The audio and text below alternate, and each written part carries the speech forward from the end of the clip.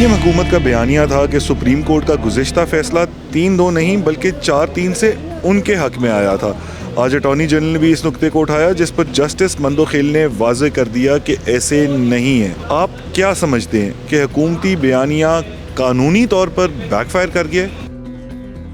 जी, हुकूमत की हद तक हम लोग ये नहीं कह सकते कि बैकफायर कर गई है। उसकी रीज़न्स हैं, और उसकी रीज़न ये है कि आज चीफ जस्टिस ने जब ये बात सारी हो रही थी, जब जस्टिस जमाल मंदोखेल ने कहा कि ये सुप्रीम कोर्ट का अंदरूनी मामला है और इसको बाद में जो है वो और इस पर आप बात ना करें बल्कि जो कानूनी नुक्ता हमारे सामने है उस पर बात करें, तो चीफ जस्टिस ने बड़े वाज़ेह जो है ये भी कहा था कि अगर आपको लगता है कि ये बात जो है इस पर आपको क्लैरिटी चाहिए तो आप एक नई दरख्वास्त लेकर आ जाएँ। उसके बाद पार्लियामेंट में भी ये मुद्दा उठा, तो ये कहना कि ये हुकूमत का जो बयानिया है वो बैकफायर हो गया है।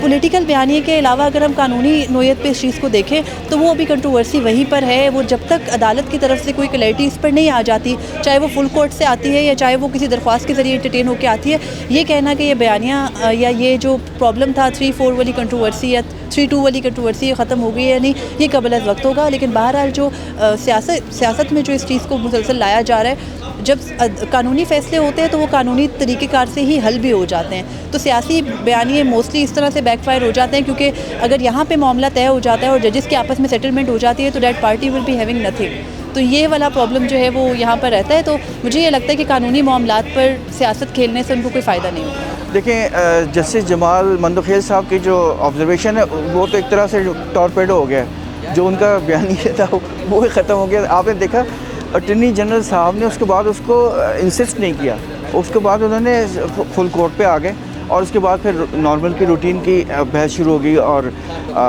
अली ज़फ़र ने आर्गूमेंट शुरू कर दिए। उन्होंने उसको इंसिस्ट नहीं किया।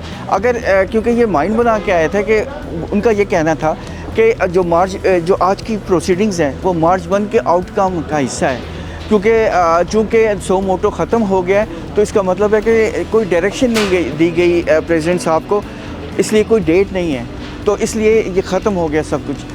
तो लेकिन चूँकि जस्टिस जमाल मंदोखेल साहब ने कहा वो मामला हमारा आपस का है, वो हम तय कर लेंगे। उसके बाद उनके पास कोई जस्टिफिकेशन नहीं थी और उसके बाद देखें स्मूथली आर्गूमेंट चलते रहे। तो ये मेरे तो ख्याल में टॉर्पेडो हो गया, उस बयान ही ख़त्म हो गया। बज़ाहिर तो ऐसे लगता है कि जस्टिस जमाल मंदोखेल ने जो रिमार्क्स दिए कि ये हमारा इंटरनल मामला है, ये बड़ा क्लियर था कि यहाँ पे सुप्रीम कोर्ट जिस मैटर को सुन रही है उसी को आप आगे बढ़ाएं, उसी पे आर्गूमेंट्स करें। जिसकी तरफ आप इशारा कर रहे हैं 4-3 का, वो एक इंटरनल मैटर है, सुप्रीम कोर्ट इंटरनली देखेगी। अब सवाल ये उठता है कि कल जब 2 जजेस का वो फैसला आया तो उस पर बहुत सारा एक बयानिया नैरेटिव जो है वो जनरेट हुआ। सवाल ये उठता है कि क्या इंटरनली सुप्रीम कोर्ट के अंदर जो हमें नज़र नहीं आ रहा, क्या कोई ऐसी चीज़ चल रही है कि जिस पे हो सकता है बहस हो रही हो, कोई डिबेट हो रही हो, चीफ जस्टिस जो राय ले रही हो, तो वो एक मामला है। लेकिन ओपनली तो ये नैरेटिव जो है जस्टिस जमाल मंदोखेल के इन रिमार्क्स के बाद ख़त्म हो गया है कि ये हमारा इंटरनली मामला है। देखें, मैं ये तो नहीं कहूँगा बैकफायर कर गई है, वक्ती तौर पे बैकफायर ज़रूर कर गई है, मुस्तकिल तौर पे मैं ये बात नहीं कहूँगा। देखें, एक बात तो ये बिल्कुल क्लियर है कि हुकूमत को इस बात का पता था कि लीगल इसका कोई इम्पैक्ट नहीं है, ये मीडिया के लिए है, ये अदलिया को बदनाम करने के लिए, ये अदलिया पर दबाव बढ़ाने के लिए है। लेकिन बैकफायर इसलिए मैं नहीं कहूँगा कि मुस्तकिल कर गई है, क्योंकि हुकूमत की जानिब से भी बताया जा रहा है कि आज या कल कुछ और चीज़ें सुप्रीम कोर्ट ऑफ पाकिस्तान से जारी होंगी, आज कल परसों में, जिससे वो समझते हैं कि ये जो क्राइसिस है ये मज़ीद संगीन होगा और सुप्रीम कोर्ट ऑफ पाकिस्तान पर जो इस वक्त दबाव है वो बढ़ेगा और चीफ जस्टिस पाकिस्तान को ब्लैकमेल करने के लिए एक और कोई चीज़ आ रही है। ये नहीं पता सुप्रीम कोर्ट से क्या आ रहा है, लेकिन हुकूमत ने अपने हामियों को अलर्ट कर दिया है कि एक नई मज़ेदार चीज़ आ रही है हमारे हक़ में।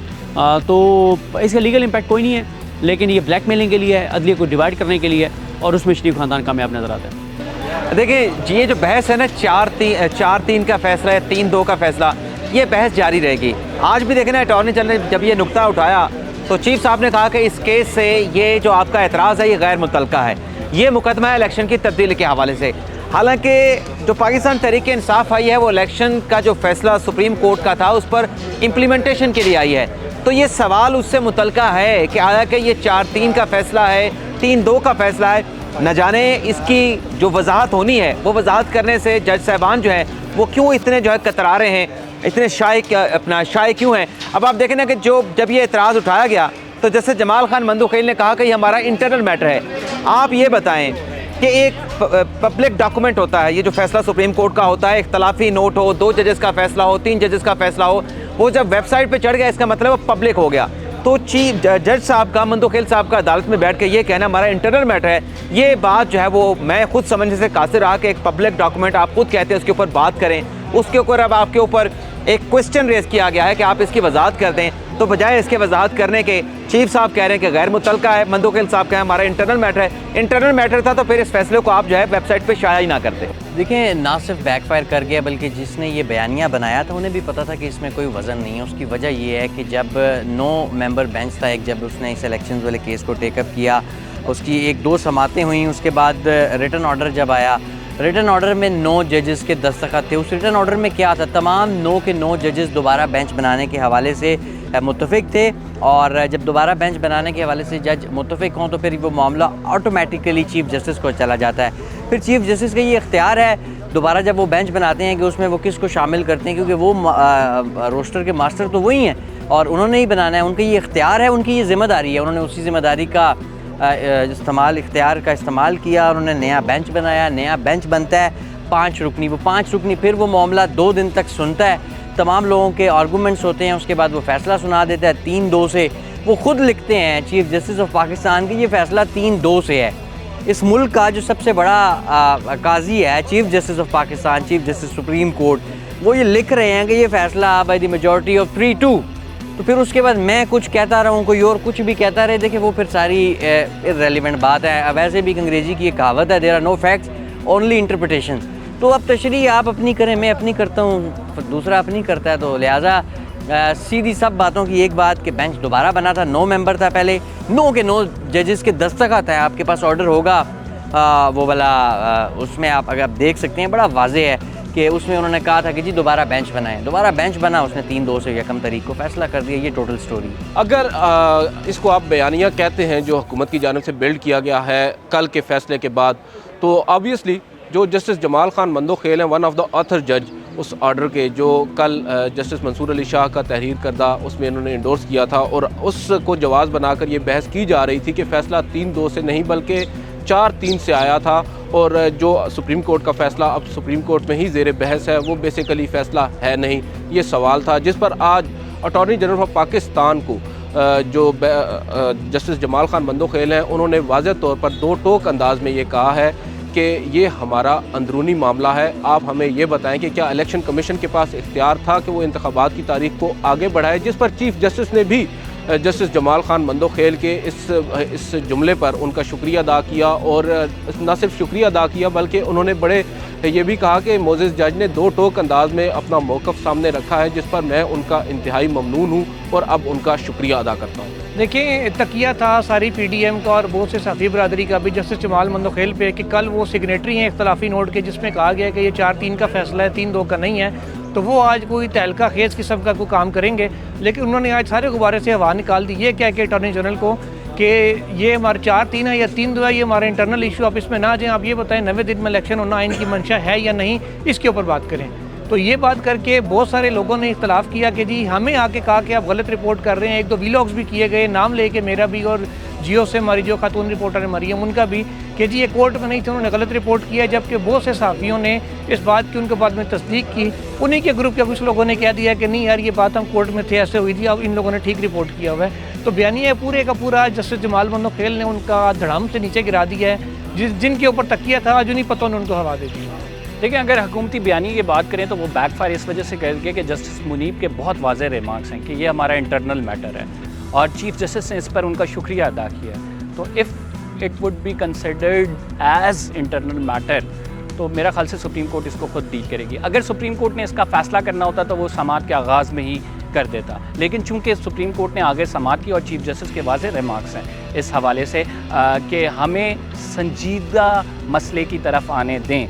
ये 2 जजेस की राय है, ये इख्तलाफी नोट है और मैं उसकी राय का एहतराम करता हूँ। देखिए, हुकूमती बयानिया कानूनी तौर पर भी बैकफायर कर गया है और सियासी तौर पर भी बैकफायर कर गया है। कल आपने देखा जैसे ये सुप्रीम कोर्ट ने हेयरिंग की, इंतज़ार किया जा रहा था कि इस दिन ये फ़ैसला जारी किया जाएगा, लेकिन एक ऐसी चीज़ इनके साथ हुई है कि जिन्होंने ये फ़ैसला इख्तलाफी नोट तफसीली लिखा, आज उनके ही मुँह से ये बात निकल गई कि ये हमारा अंदरूनी मामला है। सिर्फ एक जुमले ने पूरी कैंपेन ये मुनज़्ज़म अंदाज से जो कल चली, जिस अंदाज से चली, जिस अंदाज से मीडिया में उसको चलवाया गया, इस सबको इन्वॉल्व किया गया, बड़ा उसमें पैसा भी इन्वॉल्व हुआ, लेकिन उसी शख्स ने जो जिनका इख्तलाफी नोट था, जिसको जवाज़ बनाकर इन्होंने ये पूरी कैंपेन चलाई थी, उन्हीं के मुंह से ये निकल गया कि ये हमारा अंदरूनी मामला है। और पूरी कैंपेन जिसके ऊपर करोड़ों रुपए खर्च हुए थे, जिसके ऊपर बाकायदा मुनज़्ज़म अंदाज से पूरी कैंपेन की गई थी, वो सारी ठुस हो गई।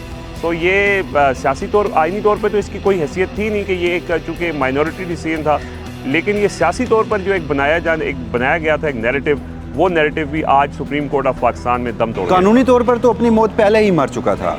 अब आप ये देखिए कि जिस रोज़ बेंच की तश्कील दोबारा हुई थी सो मोटो नोटिस में, उसमें तमाम जजेस के दस्तखत थे और उन्होंने ये तमाम अख्तियार चीफ जस्टिस उमर अता बंदयाल को दे दिया। उसके बाद जस्टिस उमर अता बंदयाल फिर एक और बेंच बनाते हैं 5 रुकनी, और वो 5 रुकनी बेंच फैसला देता है। अच्छा, उस फैसले में भी 5 जजेस के नाम शामिल थे। तो खैर, कल जो फैसला आया, आज वो कमरा अदालत में क्लियर भी हो गया कि वो एक राय थी। उसके बाद पीडीएम का बयानिया बिल्कुल अपनी मौत मर चुका है। केस इन्होंने पूरा बनाया ही इसी चीज़ के ऊपर था। वरना सादा सा सवाल है कि इंतखाबात तो करवाने हैं। Election commission of Pakistan schedule तब्दील कर सकता है, इलेक्शन की तारीख तब्दील करने का अख्तियार उसे है ही नहीं। तो केस इनका सारा इसी के ऊपर खड़ा था और आज वो केस तकरीबन ख़त्म हो चुका। उसके बाद अटार्नी जनरल ने मुख्तलिफ और भी इस्तदाएँ की। उन्होंने कहा फुल कोर्ट बनाया जाए। जब ये मामला नहीं बना तो कहा जाएगा फुल कोर्ट बनाया जाए, फुल कोर्ट की भी इस तरह मुस्तरद होगी। फिर उसके बाद ये मैटर आया कि जी ये इसकी मेंटेनेबिलिटी पे ही सवाल उठ गया, जो पाकिस्तान तहरीक इंसाफ की कॉन्स्टिट्यूशनल पिटीशन थी कि हाई कोर्ट सुन सकती है, ये फंडामेंटल राइट्स के ऊपर नहीं आ सकती, जो आर्टिकल 184(3) की शिक के तहत सुप्रीम कोर्ट नहीं सुन सकती। मगर वो भी प्लीज जो थी वो आज चीफ जस्टिस उमर अता बंदयाल ने एक्सेप्ट नहीं की। तो आज इनकी 3 इस्तदाएँ भी मुस्तरद हो गई हैं और ये बयानिया भी ज़मीन बोस हो गया। देखिए, मेरा ख्याल है कि गवर्नमेंट की पॉलिसी में लगा कि वो फुकदान नज़र आया और वो सही प्लान नहीं कर सके। अटार्नी जनरल की लिमिटेशन होती हैं, उन्होंने लीगल पॉइंट उठाया। अब उसकी बैकिंग करनी चाहिए थी जो सियासी जमातें हैं, चाहे नून लीग है चाहे पीपल्स पार्टी, उनके वकला को वो पीछे आके उस पर स्ट्रांगली इंडोर्स करना चाहिए। लेकिन वो जब अटार्नी जनरल ने बात की तो वो पीछे आपने भी देखा होगा कि सीटों में बैठ गए। तो मेरा ख्याल है कि उनसे जो है वो मिस हैंडल हुआ, वो सिचुएशन को नहीं कर सके। और फिर उसके बाद जब थोड़ी बहुत जो कोई थी बात, क्योंकि चीफ जस्टिस साहब भी थोड़े डिफेंसिव थे, इमोशनल भी हो गए थे कि जी आप पहले दिन ही आपका स्टार्ट अच्छा नहीं जा रहा, आपने क्या बात कर दी। लेकिन जब जस्टिस जमाल ने कहा कि जी जो है ये जो मामला है वो और है और वो ये इस 3-4 और 4-3 के मामले को आप छोड़ दें, तो उसके बाद मेरा ख्याल है कि हुकूमत के पास कोई चारा नहीं था कि वो क्या करते। वो फिर उनको जो है वो सरेंडर करना पड़ गया। लेकिन मेरा ख्याल है कि इसमें जो मुझे लगा वो ये लगा कि जो पीडीएम की जमातें हैं वो एक प्लानिंग के तहत उस तरीके से उनसे जो प्लान बनाया भी था तो वो एग्जीक्यूट नहीं करा सके।